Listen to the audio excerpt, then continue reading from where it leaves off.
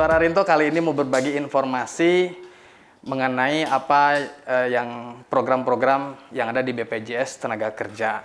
Dan saat ini kami berkesempatan mewawancarai langsung Kepala BPJS Tenaga Kerja Cabang Kabupaten Bandung Barat, yaitu Bapak Ridwan Maulana. Ya. Selamat siang Pak Ridwan. Selamat siang. Berhubung kita berdua sudah vaksin booster, jadi kami melepas masker, izin ya. Terima kasih Pak Ridwan, saya boleh berkesempatan ngobrol di kantor Bapak nih, di kantor BPJS Tenaga Kerja Cabang Kabupaten Bandung Barat. Bapak kepalanya ya Pak? Betul Mas. Ya. Kita mau berbagi informasi Pak mengenai BPJS Tenaga Kerja. Kalau nggak salah BPJS Tenaga Kerja ini dulunya mutasi daripada jam sostek ya Pak? Ya. Jadi terima kasih, selamat siang Mas Rinto ya. Ya, saya Rinto Pak. Mas Rinto, jadi itu intinya BPJS ini transformasi ya. Transformasi dari jam sostek menjadi BPJS Ketenagakerjaan. Ketenagakerjaan. Nah, undang-undang perlindungan yang mengcovernya apa nih Pak? Dari sekarang. awal dari jam sostek itu adalah Undang-Undang Nomor 3 Tahun 92 yang payung hukumnya jam sostek. Setelah bertransformasi jadi BPJS Ketenagakerjaan, payung hukumnya atau undang-undang yang melindunginya Undang-Undang Nomor 40 Tahun 2004 tentang Sistem Jaminan Sosial Nasional. Oh. Gitu, Pak. Ya. Mitra kerjanya daripada berarti Kementerian Ketenagakerjaan. Jadi setelah jadi namanya BPJS Ketenagakerjaan, kalau dulu kan sejajar dengan kementerian. Ya. Kalau sekarang di bawah presiden langsung. Jadi sejajar. Kalau dulu kan di bawah Kementerian Nakertran, di bawah Kementerian BUMN. Ya. Kalau sekarang sejajar karena posisi BPJS ini Badan Penyelenggara Jaminan Sosial adalah sejajar dengan di bawah presiden Di bawah langsung. presiden. Ya. Perbedaannya apa sih Pak BPJS Tenaga Kerja dengan jam sostek zaman dulu? Jadi dari dulu jam sostek itu adalah sama memberikan perlindungan jaminan sosial kepada seluruh masyarakat pekerja. Ya. Ya, perbedaannya kalau dulu adalah satu berbadan hukumnya BUMN. Ya. Tadi yang berbadan hukum itu adalah mencari keuntungan. Betul. Setelah jadi BPJS Ketenagakerjaan adalah nirlaba. Ya. Ya kan? Jadi supaya intinya keuntungan dari yang diinvestasikan itu dikembalikan lagi 100% untuk kesejahteraan pekerja. Oh, para pekerjanya, oke. Untuk saat ini Pak, BPJS Tenaga Kerja itu ada program apa aja Pak? Kita dari mulai jam sostek ke BPJS, jadi bertransformasi ke BPJS Ketenagakerjaan itu di Undang-Undang Nomor 40 Tahun 2004 adalah seluruh pekerja. Di pekerja apapun, ya kan? Ya. Tidak ada kalau dulu waktu itu hanya pekerja-pekerja formal kan.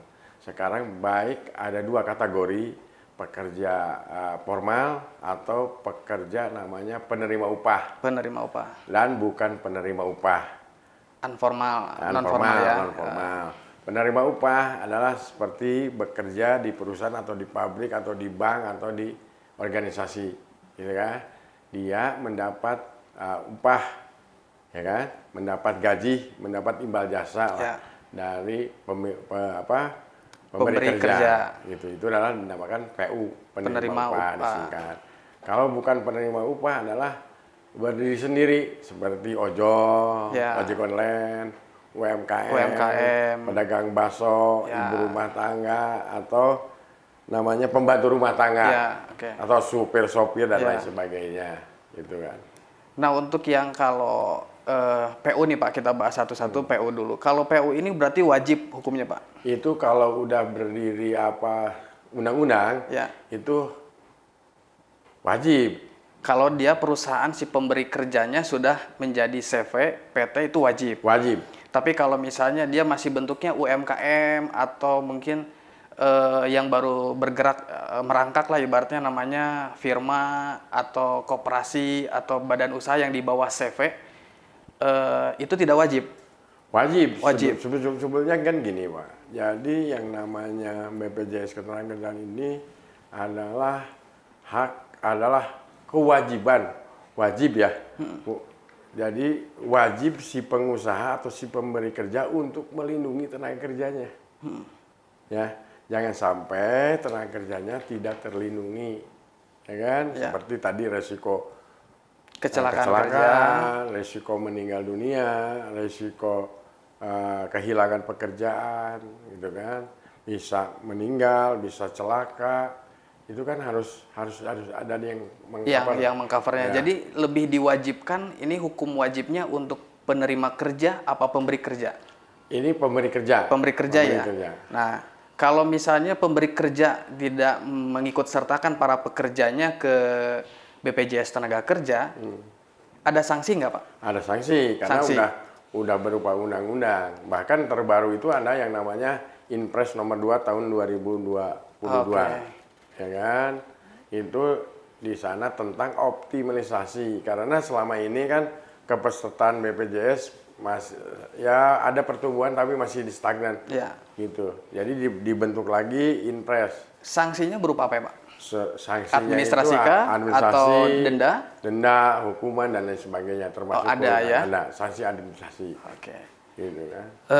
Kemudian untuk premi tenaga kerja Pak yang penerima kerjanya Pak? Penerima upah ini ada 2 ya. Satu untuk kecelakaan, kematian itu wajib, termasuk ada jaminan pensiun, di situ wajib perusahaan memberikan iurannya. Seperti contoh, untuk kecelakaan itu wajib mutlak. Itu tergantung rate. Ini kecelakaan perusahaannya akan dilihat jenisnya seperti apa, maksudnya tingkat bahayanya seperti apa.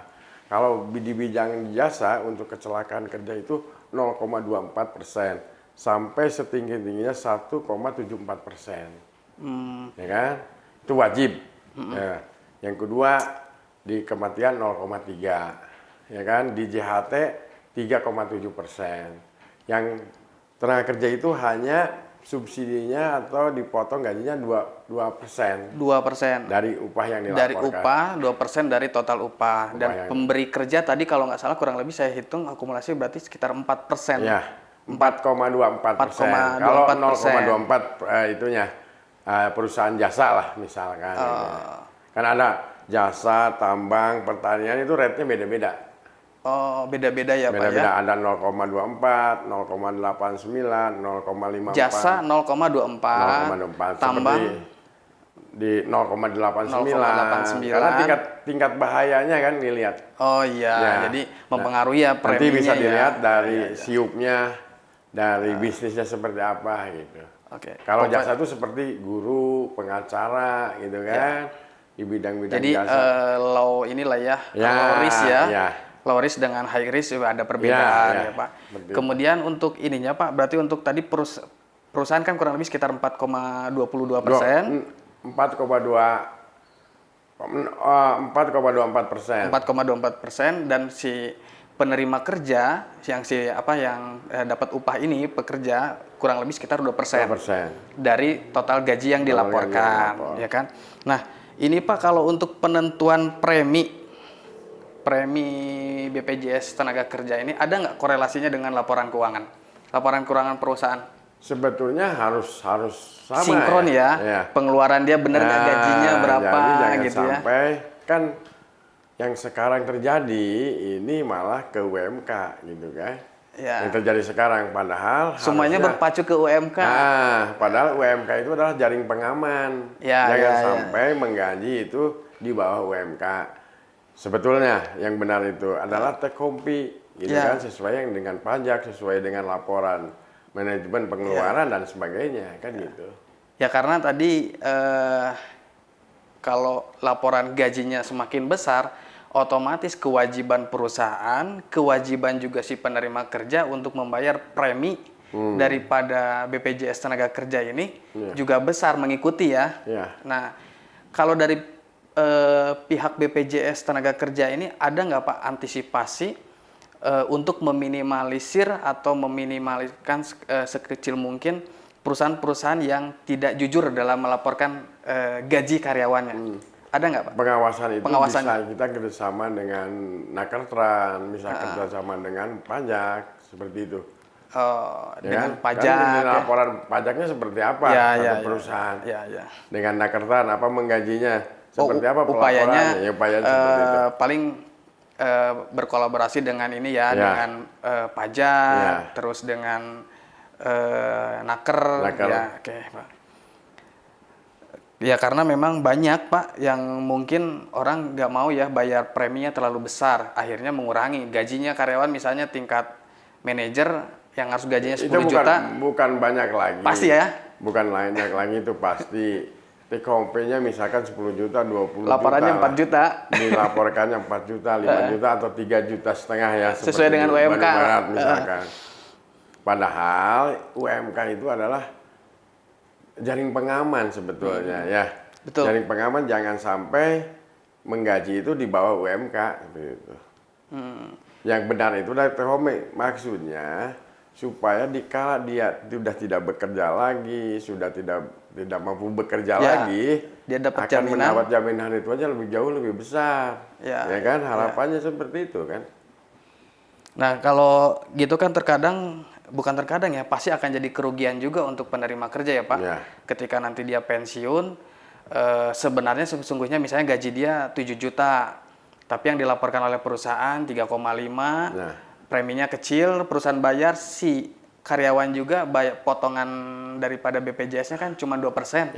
Nanti pada saat pensiun nggak sesuai dengan gaji yang makanya saat ini. Untuk kontrol pertama itu biasanya kita menerbitkan tiap tahun itu yang namanya rekening koran. Gajinya ditimbulkan.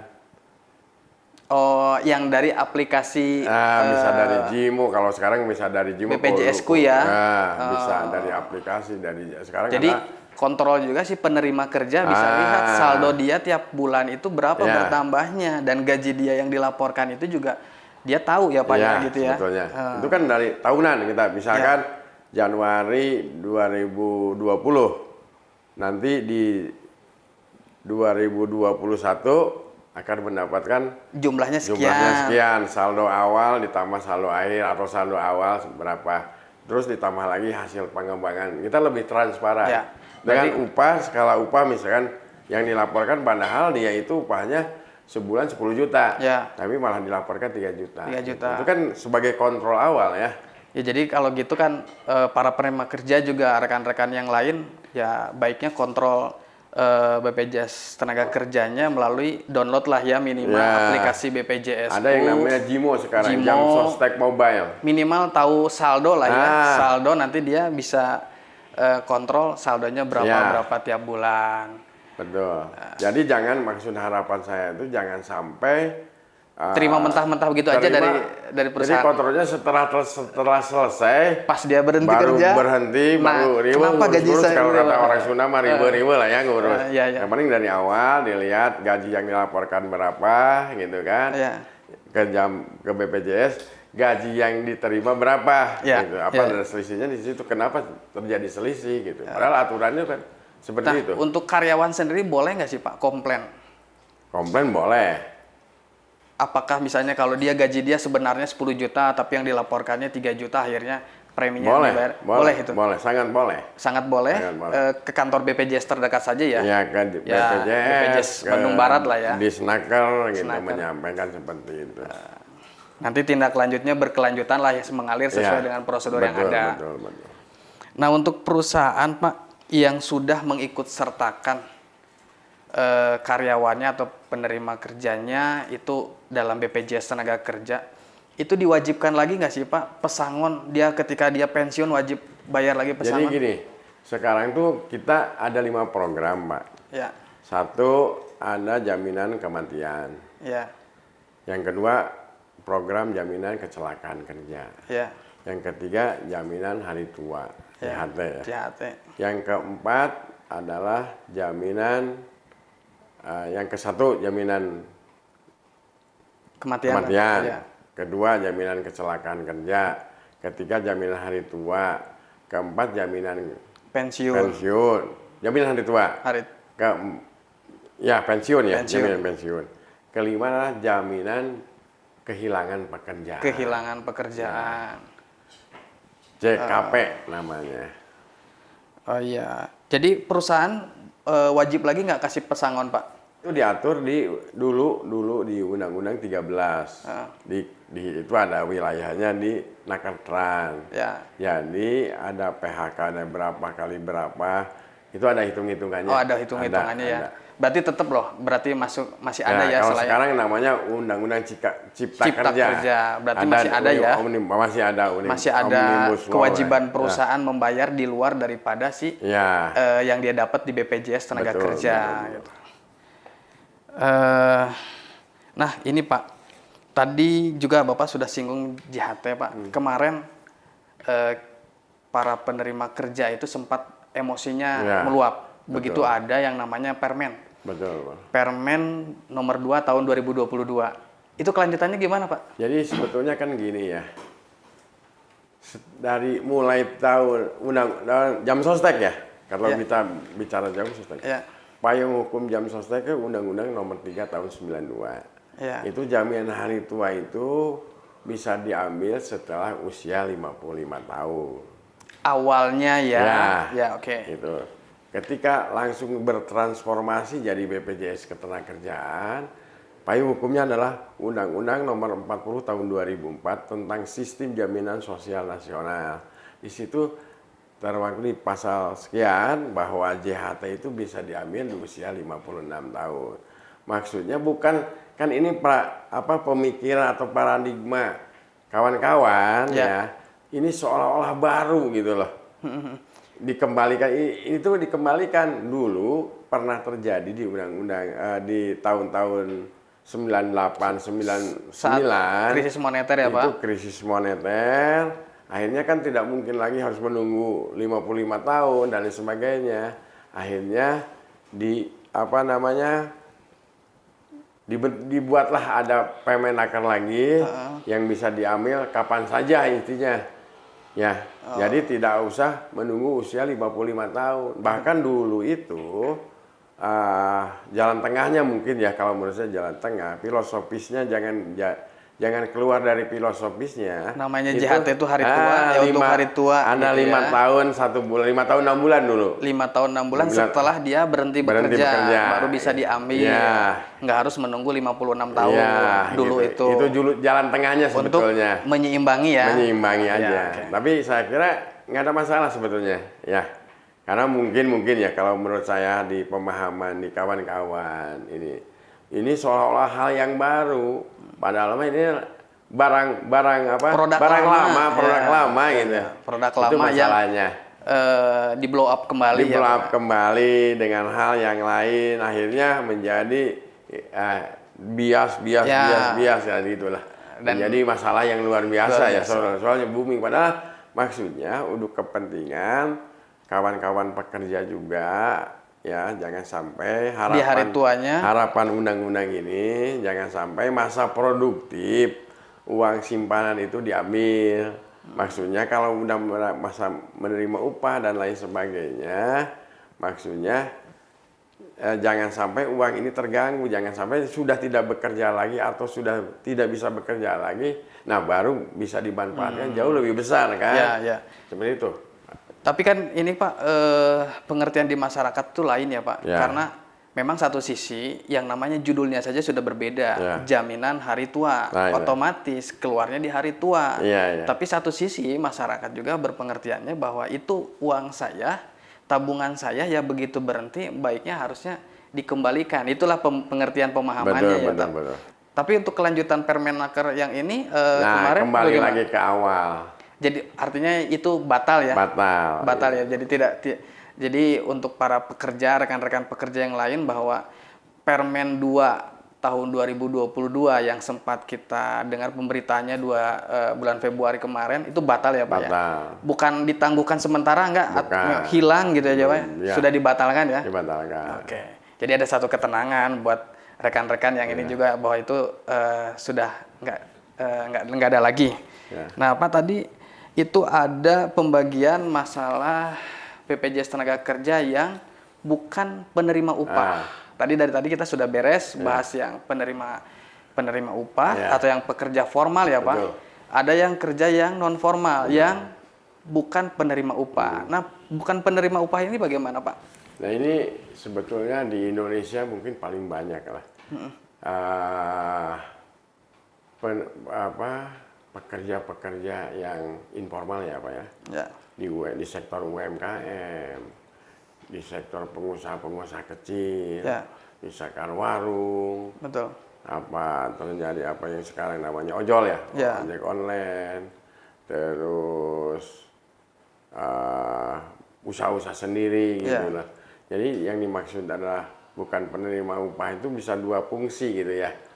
Ya dia sebagai bos dan dia sebagai pekerja gitu loh.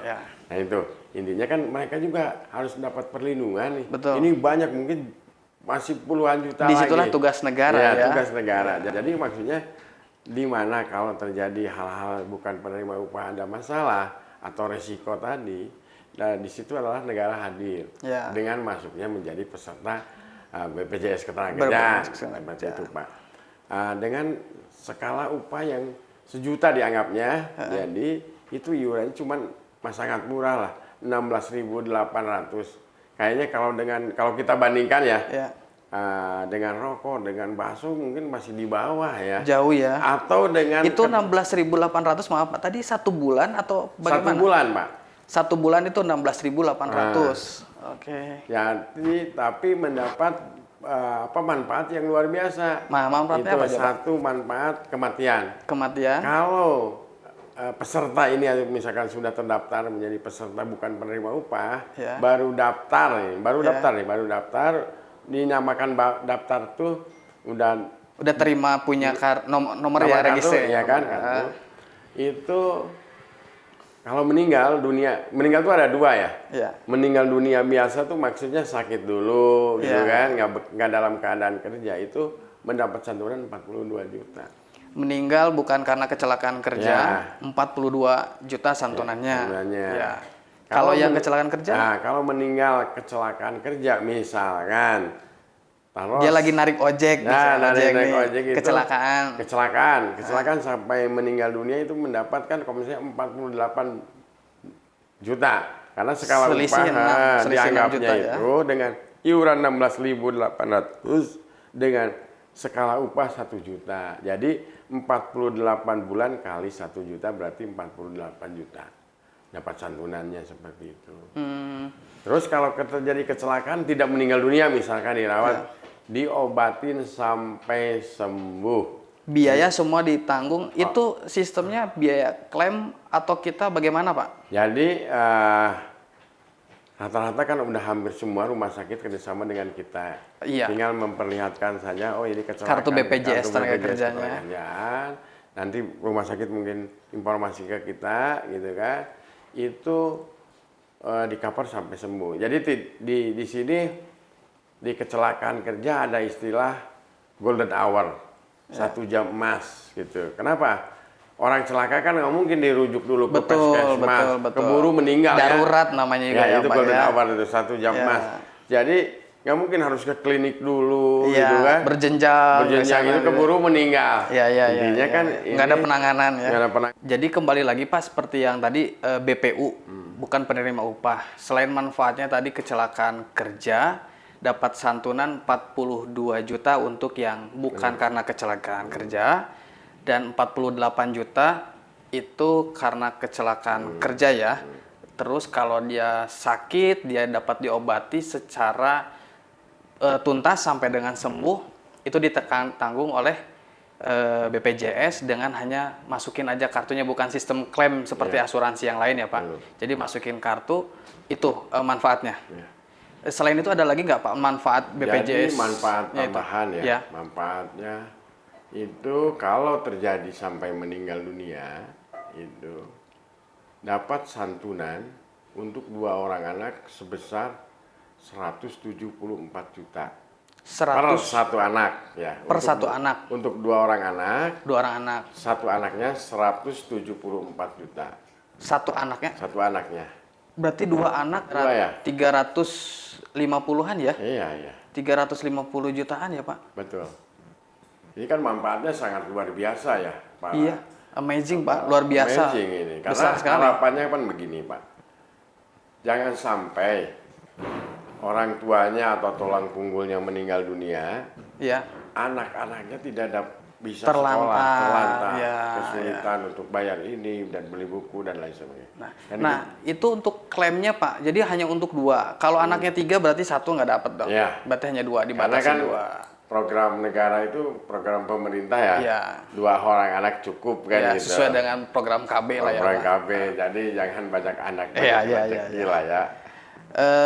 Ini cara klaimnya, Pak, supaya rekan-rekan juga ya mungkin yang nonton video kita ini, itu cara ngeklaim untuk dapat yang tadi 1 santunan kematian dan beasiswa untuk kedua orang anaknya, itu gimana caranya, Pak? Itu begitu langsung mendaftarkan atau terjadi kecelakaan dan Ya. meninggal dunia itu langsung, Pak. Oh, Langsung. Anaknya siapa aja kan ada kalau udah langsung karena pada saat kita mau daftar sudah Iya. ada keterangan ahli warisnya siapa ahli ya. warisnya siapa. Karena kartu keluarga ini kan NIK itu udah berbasis semua data lengkap ya. Ada bapaknya, ada anaknya, 2 orang anak-anak udah tinggal dilengkapi. Tadi yang di kartu keluarga ya, Gitu. Pak ya. Oke. Sangat mudah lah. Sangat mudah ya. Sangat mudah. Terus Pak, kalau ini kan itu klaimnya 175 langsung mutlak dikasih atau bagaimana? Tidak. Jadi klaimnya itu bertahap. Pencairannya sesuai dengan kebutuhan. Sesuai kebutuhan. Jadi pas masuk TK, SD, SMP itu bertahap sampai kuliah gitu. Kuliah. Harapannya maksudnya kenapa? Kalau dikasih langsam misalkan 174 juta, Ya. itu takutnya tidak tepat sasaran gitu Oh loh. iya Jadi iya bukan iya, malah untuk dialihfungsikan malah misalnya difungsikan untuk usaha, untuk apa segala. Ya, Padahal untuk- tadi untuk di cover untuk anak, santunan ya. anak ya, Santunan supaya anak. anak terjamin pendidikannya. betul, seperti itu. Gitu. Jadi bukan pemerintah juga mengabaikan tanggung jawabnya, justru mau memperhatikan dengan cara biar tepat guna, tepat sasaran gitu ya, Pak ya. Harapan seperti itu. Nah, untuk misalnya nih Pak, contoh si orang ini dia daftar ikut BPJS bukan tenaga kerja yang bukan penerima upah, Rp16.800. Terus dia waktu ikut itu anaknya masih kecil. Ya. Amit-amitnya dia kejadian meninggalnya itu dia karena diberi umur panjang setelah anaknya dewasa. Ya. Dia udah katakanlah udah lulus kuliah, Pak. Ya. Yang 175 nggak dapat lagi. Tidak dapat. Kecuali misalnya dia memang usia produktif sekolah, baik ya. itu kuliah, sekolah formal menengah atas atau menengah pertama atau SD itu dapat ya, Pak ya. Pokoknya sampai kuliah dia dapat. Betul, betul. Jadi kan harapannya itu jangan sampai timbul ada kemiskinan baru, anak tidak bisa Karena sekolah. tadi karena meninggalnya orang tua, tulang punggung, orang ya. tuanya terjadi kecelakaan sampai meninggal dunia kan, seperti itu harapannya. Kalau sudah pas meninggal dia sudah beres kuliah kan, berarti anaknya sudah sejahtera lah ya. Ya. Itu seperti itu. Nah, untuk yang boleh mengikuti BPJS yang program bukan penerima upah 16.800 ini, Pak, itu siapa saja boleh? Boleh. Tidak tanpa terkecuali. Iya. Misalnya ibu rumah tangga, Boleh. dia tukang tambal ban, Ya. supir angkot, Boleh, sangat boleh. para petani, Boleh. terus supir ojol, Boleh. Para petani, opang, para nelayan, petani semua, nelayan, pengrajin, semua profesi. semua boleh. Jadi profesi. makanya dengan lahirnya Undang-Undang Nomor 40 Tahun 2004 tentang Sistem Jaminan Sosial Nasional, itu adalah semua masyarakat atau warga negara Indonesia yang bekerja dimanapun bekerja, apapun pekerjaannya, wajib sebetulnya seperti itu. Kalau misalnya sudah dia dapat BPJS tenaga kerja dari penerima upah yang PU, dia boleh ikut lagi nggak? Kalau misalnya misalnya saya sebagai penerima kerja nih, saya sudah didaftarkan oleh perusahaan, dia boleh ikut lagi nggak untuk yang program yang 16.800? Atau saya boleh ikut? Sangat boleh kalau boleh, misalkan Bapak bekerja di pabrik A ya, atau di perusahaan A gitu lah. senggang waktu setelah pulang punya kerja, UMKM lah, punya UKM lah. Jadi Bapak ada double perlindungan. Kalau Bapak dalam bekerja di PTA, Bapak dilindungi oleh PTA tersebut, ya kan? Tatkala Bapak menjadi, ya kan, punya pengusaha sendiri, nah dilindungi kalau terjadi. Kan nggak mungkin kalau misalkan dia kategorikan kecelakaan kerjanya di mana, kan gitu. Kan nggak mungkin Bapak kerja di perusahaan A, meninggal atau terjadi kecelakaannya pada saat lagi jualan gitu, seperti itu.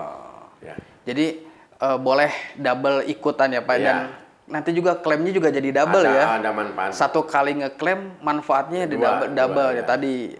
Hanya kalau meninggal dunia hanya satu, uang kuburnya kan nggak dua itu aja. Ya kalau meninggal ya betul ya Pak. Bisa aja nih Pak Ridwan. Jadi kalau uang kuburnya mah sekali gitu kan. Tapi kalau klaimnya bisa dapat dua manfaat. Tadi dari yang kalau dia dapat ikut penerima upah dan dia ikut lagi yang ini, yang satu lagi yang program baru bukan penerima upah. Kalau dia sebagai pengusaha kecil ya Pak. Untuk komunitas-komunitas lain juga boleh. Nah kebetulan Pak, saya juga dari komunitas Bobotoh Pak. Kita mau memberikan sedikit kenang-kenangan lah ya. Nah ini Pak, saya dari Bobotoh mau memberikan kenang-kenangan. Luar biasa, terima kasih yang luar biasa, apresiasi. Kita beri nama Pak Ridwan, BPJS Tenaga Kerja Bandung Barat. BP Jam Sostek, luar biasa. Terima kasih Pak Bobotoh ini, luar biasa. Ada pesan kesan untuk Jadi ada kita? Pesan buat para Bobotoh. Saya sebagai Kepala BPJS Ketenagakerjaan Cabang Kabupaten Bandung Barat menghimbau kepada para Bobotoh sejati sealam dunia pelaku usaha, berusaha dimanapun dan bagaimanapun perusahaannya, segera lindungi diri Anda dan keluarga dengan BP Jam Sostek supaya Anda lebih sejahtera menjadi Bobotoh yang sejati. Bobotoh yang sejati adalah setelah dilindungi oleh BP Jam Sostek. Nah, dia punya perlindungan ya Pak ya. Pak. Jadi biaya juga cuma murah ya Pak ya. Sangat murah. Itu biayanya kalau sehari kalau bisa nyicil nabung itu 550 per hari ya. Per hari. Untuk dapat bisa 1 bulan 16.800. Jadi para Bobotoh, rekan-rekan Bobotoh Salam Dunia bisa gabung ngikut dalam program BPJS ini hanya 16.800, kurang lebih Rp550 per hari. Anda menyisihkannya, kalian nabung ya, kita bisa ikutan untuk mengcover juga keluarga dan diri Anda sendiri gitu ya Pak ya. Dan prosesnya nggak rumit, hanya bawa KTP dan kartu keluarga perlu nggak? Nggak usah. KTP saja. Jadi ya kembali lagi para Bobotoh kami undang untuk ikutan BPJS program yang bukan penerima upah ini, hanya 16.000 premi per bulannya. Sudah dapat tadi beberapa manfaat. Yang pertama adalah kematian dan kecelakaan, kemudian kesehatan juga, sakit, juga untuk pendidikan rekan-rekan semua. Pendidikan anaknya ya, maksudnya pendidikan anak-anaknya dijamin dengan angka 174 juta mungkin bisa sampai kuliah ya Pak? Ya, sampai ke sangat bisa lah. Ya, terima kasih Pak Ridwan Maulana atas waktunya, diberikan waktu kesempatan dengan saya Suara Rinto untuk bincang-bincang, menambah wawasan, pengetahuan, informasi buat rekan-rekan yang menonton video ini. Terima kasih Pak. Terima kasih Pak Rinto yang datang ke kantor BPJS Cabang Bandung Barat. Saya terima kasih untuk bisa ini informasi bisa disampaikan kepada para Bobotoh. Tentunya akan manfaatnya perlindungan dari BP Jam Sostek. Terima kasih. Assalamualaikum warahmatullahi wabarakatuh. Ya.